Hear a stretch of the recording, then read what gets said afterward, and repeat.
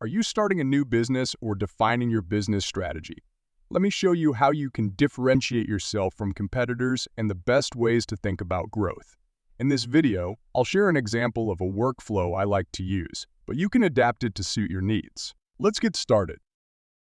Step 1. The executive summary. Begin by outlining your mission, your 60-second elevator pitch, and other key details, like the ones you see here. While answering these questions, you might realize that some answers are challenging or that your vision differs slightly from your team's. This is normal, and bringing everyone together to go through this process will help clarify these points. Just invite your team, like this. And don't worry if you don't have the perfect answer.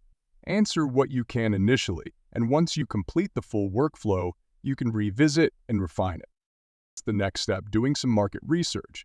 Here, your primary goal is to understand what's happening in the market.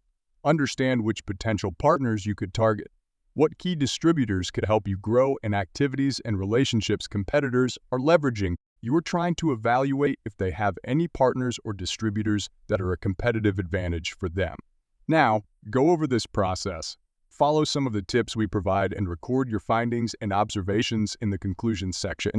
Next step, define your value proposition. Or in other words, define what sets you apart from competitors.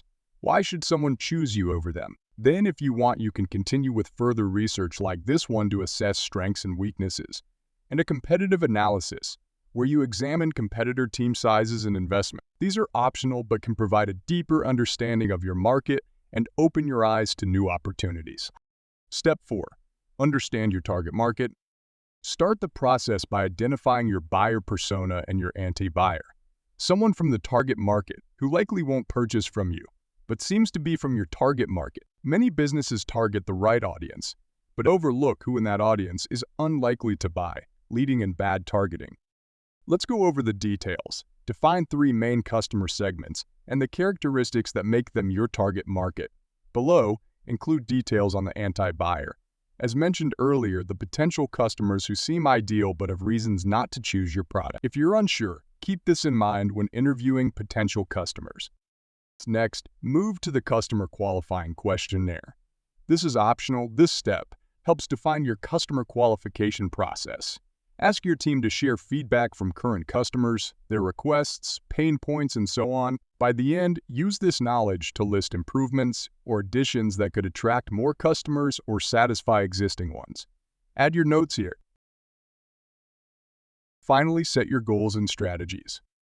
Now, take all information from previous sessions to draft your strategy and goals for the next year.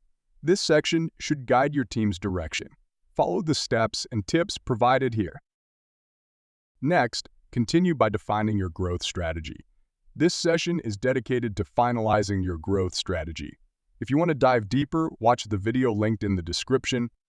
Then, once the last 2 sessions are done, create an action plan. Define your key objectives and outline tasks required to achieve each one. I typically use this section to create 60 or 90-day action plans.